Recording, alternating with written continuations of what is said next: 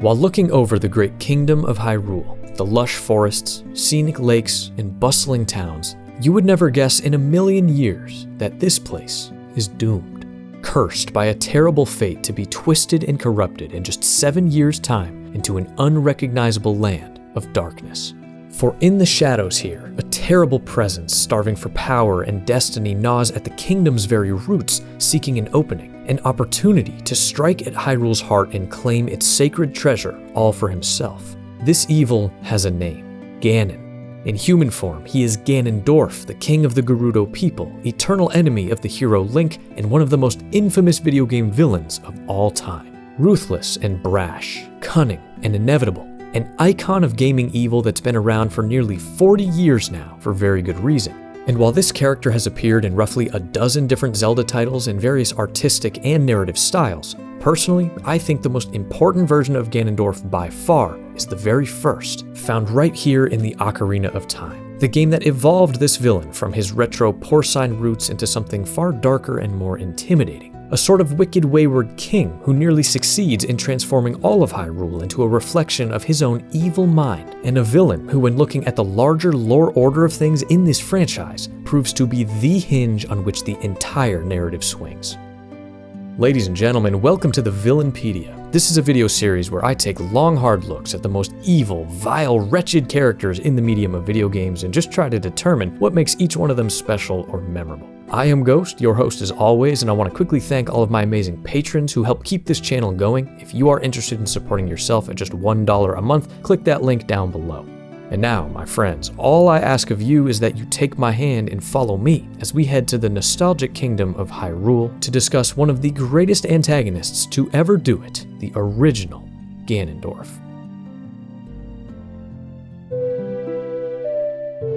When talking about the Legend of Zelda series, it is very important to remember that there are two extremely different ways to look at the chronology of this franchise. The first being the obvious release order of these games, starting in 1986, and the second being the kind of topsy-turvy official Nintendo order of the greater story, also known as the Zelda timeline, which actually begins with the 15th game in the series, Skyward Sword. Now, I know that a portion of fans often scoff at the timeline as being a little bit obtuse or just unnecessary, but I for one have come to deeply enjoy it and the general attempt that Nintendo has made to bridge all these very different versions of Hyrule together into this kind of mythological and cyclical setting. But Ganon, when studied along these two different chronologies, has experienced one hell of an evolution over the years, to say the very least. Sometimes appearing simply as Ganon, this kind of beastly boar-like creature, and then others he is Ganondorf, the olive-skinned human we're talking about today, with those names being somewhat interchangeable as well. So if you've ever been confused about the difference, just know that they are all one and the same. If anything, the pig represents a more primal kind of essence of hatred version of the villain, while Ganondorf is his original born into this world form. But I guess at the same time, Pig Ganon is also the original because he's the original villain that started things off in the first two games on NES, as well as A Link to the Past on Super Nintendo, all three of which actually come after Ocarina of Time on the timeline. What? Sounds kind of stupid, but don't worry, we're going to make sense of it by the end of today's video. All you need to know now is that his story here in Ocarina of Time is the canonical beginning of this villain as we know him. And hey, if you're thinking, what about Demise from Skyward Sword, Ghost? Well, listen, to me, that is a fundamentally different character and a story best saved for its very own video.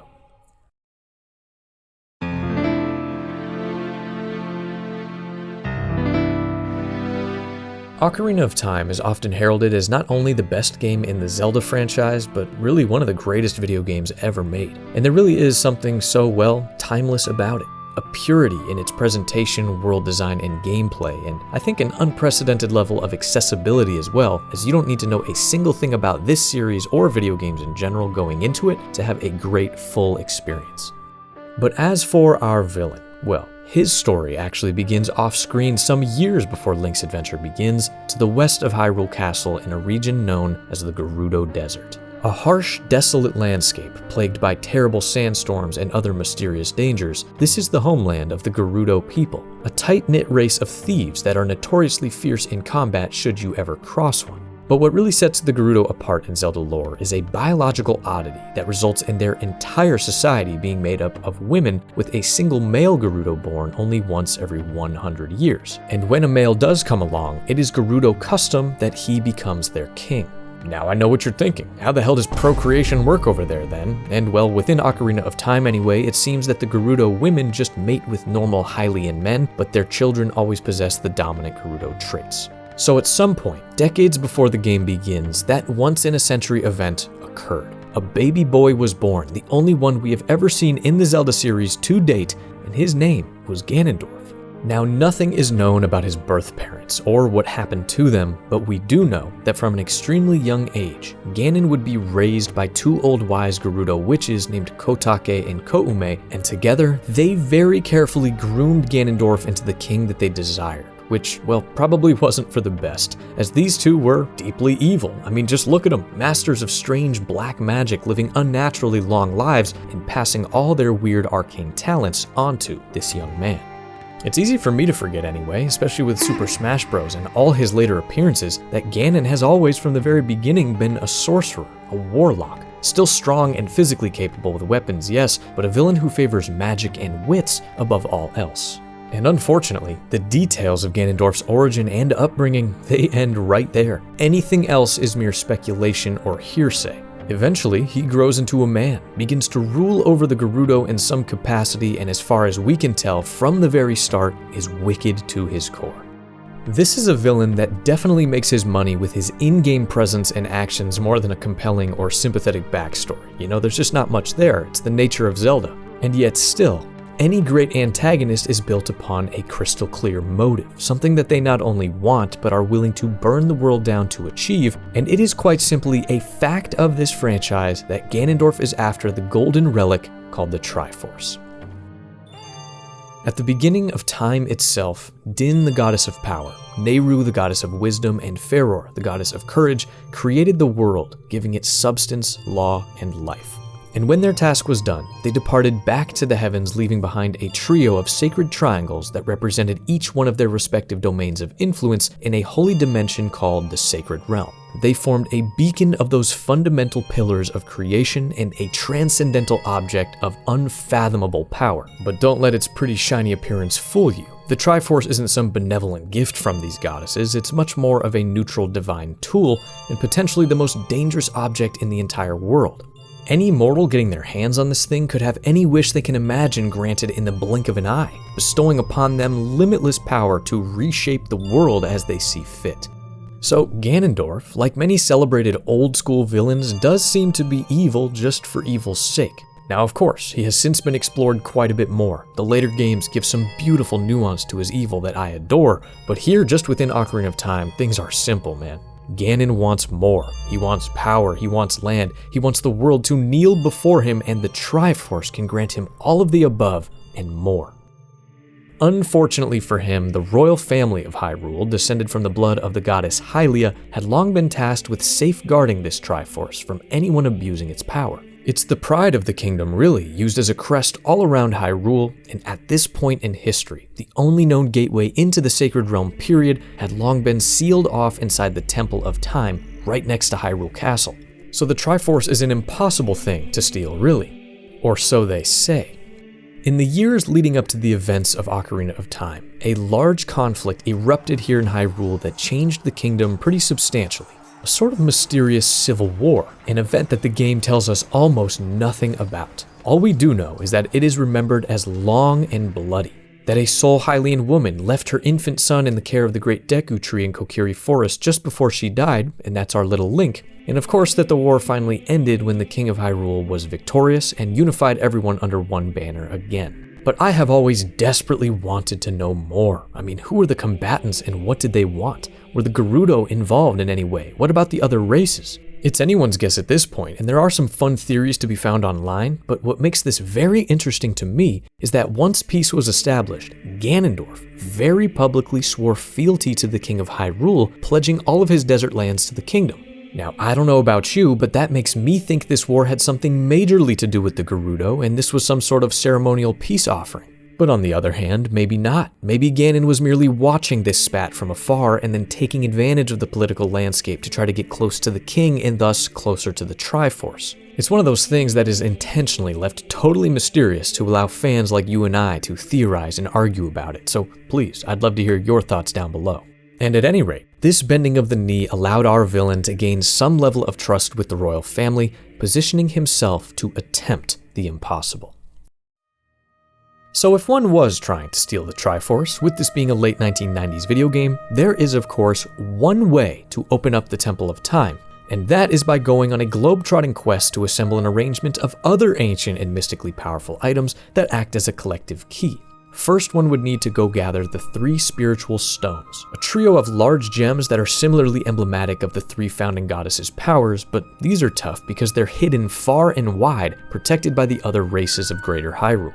If somehow you wrestled those away and brought them to the temple without being noticed, one would then need to produce the titular Ocarina of Time, a small magical wind instrument passed down within the royal family, as well as the skill and knowledge of which song to play correctly in front of the big stone door. And then within that sealed inner chamber, of course, lies the legendary Master Sword, sheathed in a pedestal of rock which acts as the final barrier. It's said that evil cannot even touch this blade, and only one worthy of the title, the Hero of Time, one pure of heart, can pull the sword from its pedestal and thus access the sacred realm. So that's quite the elaborate security system that, narratively speaking, is a little bit absurd, but game design-wise is just genius and classic. And I know it's not that deep, but I have always wondered just how Ganondorf would have learned about all these little steps. I mean, this is like the Krabby Patty secret formula. I don't think you're going to read this at the Hyrule Library. So maybe his 400-year-old moms were so deep in the dark arts for so long that they had accumulated this knowledge and then shared it with their king. Or maybe during that civil war, the fighting and chaos loosened the latch on these details and Ganon was able to procure the information from a defector or something. Or maybe it really was just commonplace for people to talk of these objects at that time in Hyrule, and all it took was Ganon pledging himself to the king and then charming a few members of the court to learn about these stones, their locations, and the ocarina. It's fun to think about. But what Ganon does next is honestly hilariously straightforward. He goes on this little tour around Hyrule, not even attempting to conceal his identity at all, and visits the protectors of each one of the 3 spiritual stones, just directly asking them to hand it over. The Kokiri Emerald, held by the Great Deku Tree in the heart of the Kokiri Forest, the Goron's Ruby, held by Darunia, the King of Death Mountain, and then finally the Zora's Sapphire, held by Ruda, the Princess of the Zora. And unsurprisingly, all of these keepers decline. But in response, Ganondorf flexes his first real evil deed using his black magic to inflict upon each of these people a death curse. Inside of the Deku Tree, he places a parasite, dooming the ancient spirit to slowly and painfully die. On Death Mountain, he blocks off the cave to Dodongo's cavern where the Gorons get their supply of rocks which they eat for sustenance, thrusting the entire population into starvation. And to the Zora, he plagues their patron deity, Jabu Jabu, filling it with painful electric jellyfish and grotesque growths. Now I'm sure he uses this cruelty then as leverage, offering to remove these curses in exchange for the stones, but still, he is denied. And the moment the game begins, that is where Ganondorf stands. He is reaching for what he desires, but somewhat awkwardly, just beginning to inflict terrible pain on the world around him, but with so many large, insurmountable roadblocks standing between him and the Triforce. This is a villain in need of something or someone to come along and change the equation. The opening shot of Ocarina of Time is the game's hero, the young Link, tossing and turning in his bed while the narration of the Deku Tree sets the scene. Link is experiencing a horrible nightmare, a vision of a young woman being pursued by an evil, hook-nosed man on a black horse. We then see the tree speaking to the fairy Navi about an unnamed darkness threatening the realm, a great evil that seeks to corrupt Hyrule, and sends Navi off to summon the so-called youth that is destined to save the kingdom. And in the spirit of the low-fat storytelling that the Zelda franchise is so famous for, Ocarina wastes no time in getting Link right out on the path of adventure. You are asked to quickly arm yourself and then head to the ancient grove to meet with the Deku Tree, and here, he shares with the hero the news that he has indeed been cursed. So it's up to you alone to head inside and wipe out the parasite that ails him. And I just gotta say, man, this is a phenomenal tutorial dungeon. The best in all of Zelda in my opinion, with great simple puzzles to get your feet wet, impeccable atmosphere and music, and a very cool looking boss at the end. And once you accomplish your goal, the Deku Tree gives Link quite the information dump, all about the Triforce, about the dangerous potential that it has, and about the man from the desert that came here to kill him. The tree then urges you to go to Hyrule Castle to find the Princess of Destiny and finally entrusts you with the first of the 3 spiritual stones before withering and dying before your eyes. And I think it is just perfection how within the first 20 or 30 minutes, this game introduces its world and its villains so clearly, but keeps him veiled just enough to feel both mysterious and very dangerous. I mean, that nightmare sequence especially, doesn't it seem exactly like something a young kid would concoct? Feeling tiny and hopeless against this big scary adult, like you gotta do something but you're too scared to move? And then seeing firsthand how evil and careless this desert man is through the death of something so obviously ancient and pure as the Deku Tree. And you are apparently being tasked with stopping this guy and you're like 9 years old? It's just wonderful, simple storytelling, and it already feels like the beginning of an unforgettable adventure for all of those reasons. And so, with the Deku Tree's last words ringing in your ears, you leave. You head across Hyrule Field, make for the castle, sneak into the inner courtyard, and come face to face with the young Princess Zelda. And she gives you yet another little information dump, claiming that Hyrule is in grave danger, that she's had strange dreams, before imploring you to peek inside the window here to catch a glimpse at a man she calls Ganondorf, filling you in on his identity as the king of the desert, that he's bent the knee to her father but she doesn't trust him. And you gotta love the little evil glance he gives you, man. Imagine if you were having nightmares about a random creepy guy and then you see him in real life and he sees you too. But I think overall there is a real charm in the contrast of this specific scene. You're being told all these really scary things about how Zelda thinks Ganondorf is going to destroy the world and we have to stop him together, that Zelda's dad doesn't believe her dreams are real and whatnot. But then you remember that these are just two little kids. I mean, it all sounds like an imaginative afternoon game almost, as the adults inside conduct the real business of the world, but then at the same time we remember we just came from seeing Ganondorf's evil firsthand, so yeah, maybe it is up to us to stop him. I love those two things. And more importantly, this scene shows the player that Ganondorf is, well, smart. You don't know what the hell he's doing in there, but he's in there. So he's both shaking down people for the spiritual stones and sharing an afternoon with the king. Now, this guy could be a serious problem. But from here, Zelda makes your task plain as day. She will protect the Ocarina of Time, which is already in her possession, and you, with her blessing, will go to claim the other two spiritual stones, so that together you can beat Ganon to the Triforce. And thus the first third of the game takes place. You don't see Ganon again at all as you conquer the following two dungeons. You meet the Gorons, the Zora, get a bunch of cool items, make some friends, do some side quests, and generally start to feel pretty damn good about your progress in the world. When boom, just like that, you have everything you need to ensure the safety of Hyrule forever. I mean, what could possibly go wrong? It's only when heading back to the castle that disaster strikes. Suddenly, Link's nightmare is coming true before his eyes. Zelda is fleeing the castle. Ganondorf has attacked Hyrule while you were out, though thankfully, the princess tosses the ocarina into the moat before making her escape.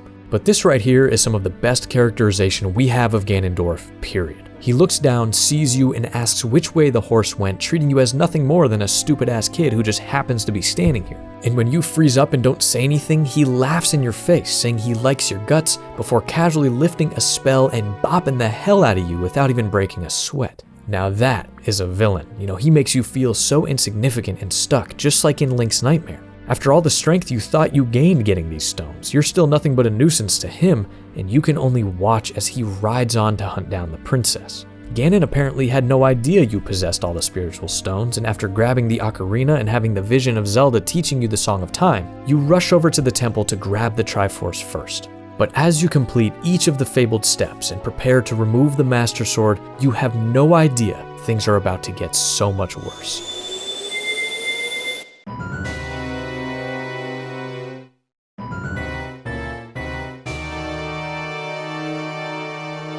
Yes, Ganondorf watches this process from the shadows, allowing Link to do all the legwork of opening the door to the Sacred Realm for him and simply sneaks in behind the hero. And this is one of those iconic villainous moments that raises a ton of questions for the player. Was he aware you were out there getting these stones all along? Was he watching you from a distance since that moment at the window, making sure you were able to succeed as he piggybacked off your hard work? Did he time his attack for when he knew you would be on your way back to the castle? Or did he legitimately have no clue who Link was and only after this interaction realized there was something off about that kid and followed you over to the temple? I personally tend to go with the latter, but at any rate, this series of events allows Ganondorf to succeed in his plan. He never even had to lay a finger on one of these three stones or the sword and enters the Sacred Realm to claim the Triforce while the hero disappears entirely. What happens next is one of the things that really does make this one of the greatest video games ever made. Link comes to 7 years later as an adult in the presence of this strange old man named Rauru who explains what has happened. Though Link is the hero of time, destined to claim the Master Sword, he was deemed too young to wield the weapon upon touching it, so he was placed in a sort of 7-year magical coma within the Sacred Realm until he was ready to fulfill his destiny. The new YouTube guidelines would love that. That means Ganon was free to leave with his prize almost a decade ago and has since destroyed the Hyrule that you knew. When you go outside, you see immediately what was once a bustling market full of life is in ruin, with the dead staggering around. If you head toward the castle, it's a horrifying sight and one that forces the player and Link's minds to spin thinking of all the friends made in the past. The places that you visited as you rush off to take stock of just how messed up Ganondorf's future really is. Goron City is empty. Zora's domain is frozen over. Lake Hylia is dried up. The forest is full of monsters, and that asshole Ingo is now in charge of Lon Lon Ranch. The only place that seems livable in any way is Kakariko Village, and you feel the weight of all the awful things that Ganondorf has gotten away with. It's so good. But of course, even though things are bleak as hell, there is always a path forward. And with the help of Rauru and the Sheikah character who appears, Sheik, who's definitely not Zelda in disguise, Link's last chance is to awaken the power of the 6 sages, mystical seers that are bound to the Triforce within the Sacred Realm by visiting their respective temples of the forest, fire, water, shadow, and spirit, and then using their combined power to open the villain's castle and hopefully bring Ganondorf to justice. And thus, the final 2/3 of the game unfold. And I gotta say again, these temples, they are the crown jewel of the entire experience. Especially the Spirit and Shadow temples, just fantastically designed, perfect pieces of dungeon craft that I wouldn't change a single thing about. And honestly, for this playthrough I was using the Ship of Harkinian port, and with the ability to put the iron boots on the C button and then have a modern free cam on my right stick, I thought the Water Temple was maybe the best out of all 5. Shoot me. It has unmatched atmosphere and pretty clever puzzle design with the water levels. Golly, I love this game. I would love to make a video about just these temples someday because they are that good. And although you don't see Mr. Dorf again until the very end of the game, each one of these temples have been raided and filled with all of his evil magic to try to stop you, and so you feel his presence everywhere. Phantom Ganon, the final boss of the Forest Temple that comes out of these paintings and feels like a Halloween-themed spiritual shadow of the villain, is phenomenal. And then you have the legendary Dark Link encounter in the Water Temple, a creation of Ganon's arcane skill that forces you to face the darkness within yourself in a very thematically rich mini-boss. If you like the sound of Dark Link, I did an entire Villainpedia on him a few years back. Go check that out. And then, most notable of all, at the end of the Spirit Temple, you face Kotake and Koume, this guy's mamas who combine to form Twin Rova, one of the more iconic bosses in the entire game. But really, all of these enemies and new dangers exist in the shadow of Ganon's rise to power. So if the Kid Link section of the game feels like you are attempting but failing to get one step ahead of Ganondorf, the adult portion feels like you are methodically, maturely dismantling all the bullshit he has been able to construct. But when Link finally has the blessings of all 6 sages in the form of these pretty little medallions, returning to the Temple of Time will set up the least shocking reveal in all of video game history that it has been Zelda herself helping you this whole time, hiding from Ganon for a very important reason, because this is when the player learns that way back when Ganondorf snuck into the Sacred Realm and approached the Triforce, something happened that he didn't foresee. Instead of just being able to grab it and become a god, the second his fingers made contact, the Triforce was split into its 3 pieces. This is because the relic is able to detect when a person with an unbalanced heart is approaching, and will only grant that person the shard that most represents their spirit, so Ganon walked away with only the Triforce of power. And at that moment, the other 2 pieces magically found other spirits that would be best suited to carry the Triforce of wisdom and courage. Who else but Zelda and Link? So as bad as this future has become, this is what Ganon has been capable of with just 1/3 of the Triforce's power, which is both a relief and a horrifying thought. Because right as Zelda is sharing with Link the plan to draw Ganon out and then use the power of the sages to lock him away within the Sacred Realm, he makes his presence felt for the first time in quite a while. He then takes the princess away and challenges Link to come to his castle if he wants to save her, essentially forcing all 3 pieces of the Triforce to finally be in one place again so that he can kill both of you and become the god he's been longing to be. It is yet another one of those moments that feels like, damn, have we been playing into the villain's hand all along? Has he been waiting up there in his castle, allowing you to waltz around these temples all over the kingdom, attempting to draw you two together so he can swoop in and orchestrate the end of the world? It's just so good. But this is a legend that is nearing its end. One of my favorite things about Ocarina of Time's Ganondorf period is honestly his final little castle. Not because it's a great dungeon or anything, it's kind of short, but just because the vibe in here is second to none. When you first enter, it is cramped with this rich purple carpet leading down a narrow hallway, when suddenly it opens up into a chamber that looks like a damn comic book villain lair. Huge, nasty mouth-shaped door and all these big auras being sucked from the walls, blocking it all off. It's just so classic. So you gotta turn off those barriers by solving some puzzles and shooting the evil grape with light arrows, and then it gets to the really juicy part. Now you're in these almost regal, red carpet, stone-walled corridors, climbing up and up, fighting an assortment of the greatest hits of enemies from the journey getting here, and all the while, you hear this incredible Dracula-sounding music. It gets slightly louder every floor you climb, building the tension like crazy as you embarrassingly get tossed by these iron knuckles, until finally, you find yourself in this stained glass-lined staircase, the music growing and growing even more as you finally come to the top and open the door.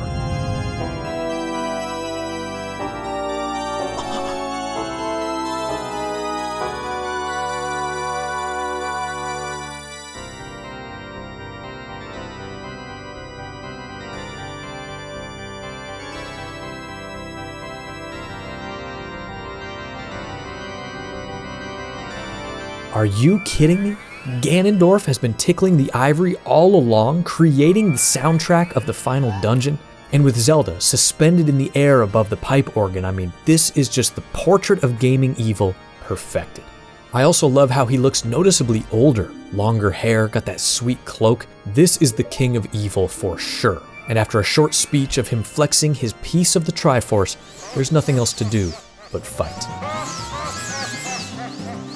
And this first phase of his is fantastic. He's floating there in the center over this huge pillar, eyes glowing, laughing, breaking the floor up, and the only way to stop him is to do what Link does best, play a little tennis. Slapping his electric spell back and forth as it speeds up until eventually he's stunned, you can shoot him with the light arrow, hop over for a few quick hits, and then rinse and repeat. It's very satisfying, it's very enjoyable, though probably not the most difficult fight in the game. But I think the coolest detail in this phase is actually Ganon's cloak. It gets ripped and tattered the more you deal damage to him, acting as sort of an immersive health bar. God, this game was so ahead of its time, it's honestly crazy. But eventually, you bring him all the way down.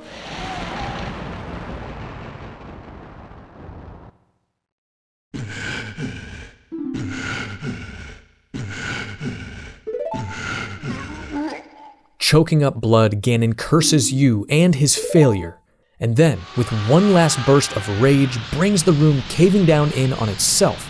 But when the dust settles, he lies in front of you, lifeless and defeated. Zelda is freed from her crystal prison, and the two of you flee the collapsing tower together in a Warthog Run-esque escape, and at last, it feels like it's finally all over. But of course, evil like this is persistent.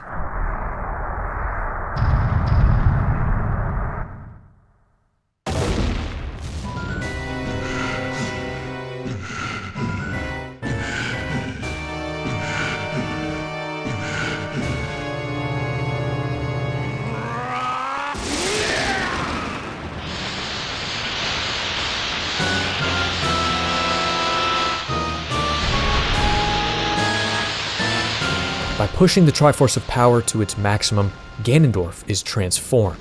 This is Ganon, the embodiment of pure hatred and might, and after he slaps the Master Sword out of Link's hand, the true final fight of the game begins.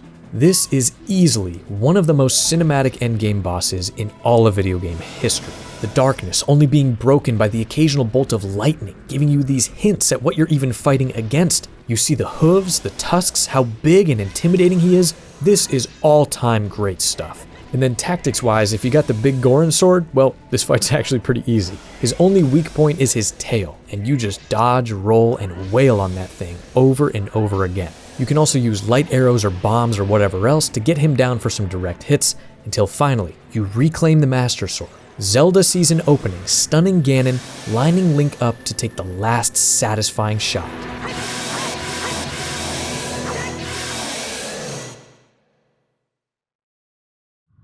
And then, with the power of the 6 sages, close friends of Link's, Ganondorf is sealed away within the Sacred Realm, and of course, throws one more ominous threat your way as he disappears into the void.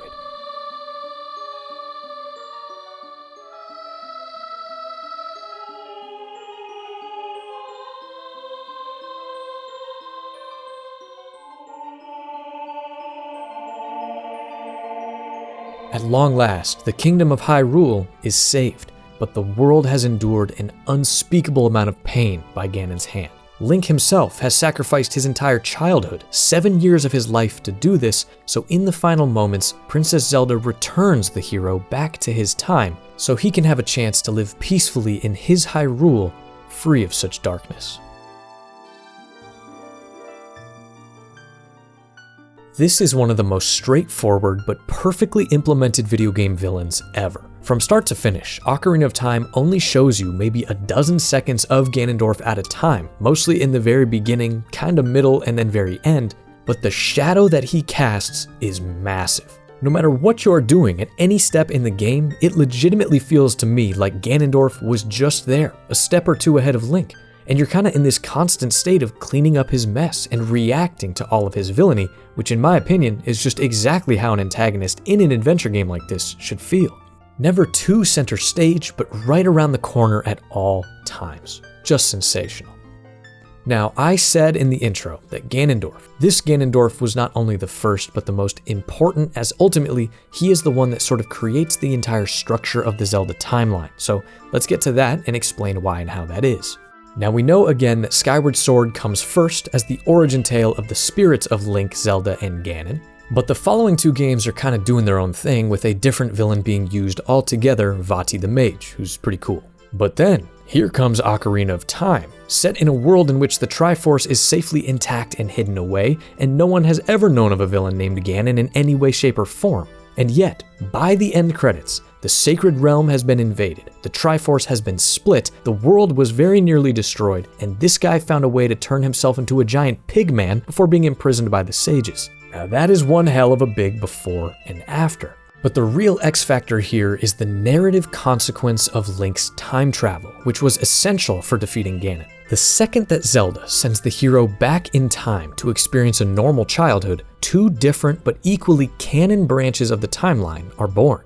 And that is because, instead of just going back to the Kokiri Forest and being a kid and never thinking about this stuff again, young Link runs directly to Zelda to warn her of everything that's going to happen in the future so that they together can stop Ganondorf's 7-year reign from ever occurring, and it works. So that is now known as the Child Timeline, where Ganon's plot is stopped before it ever begins, and that leads into the events of Majora's Mask, where Kid Link leaves Hyrule, and then long after that, Twilight Princess, where the very same Ganondorf was set to be executed for his evil intentions, and a bunch of things go wrong.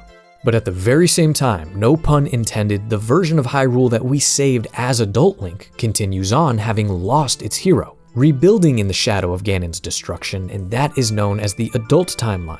What follows from here is shown very clearly in the intro of The Wind Waker.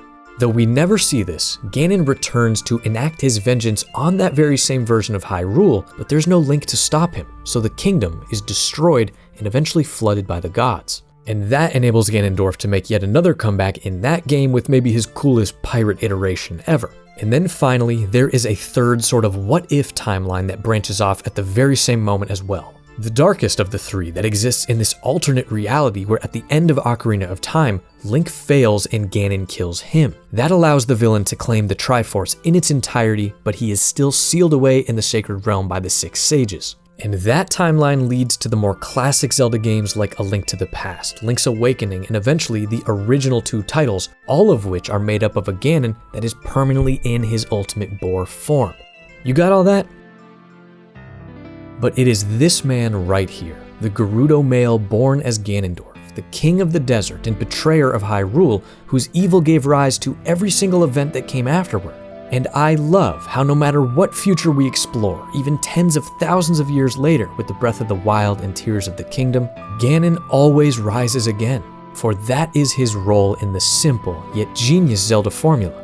There must always be a princess, there must always be a hero, and above all else, there must always be a villain.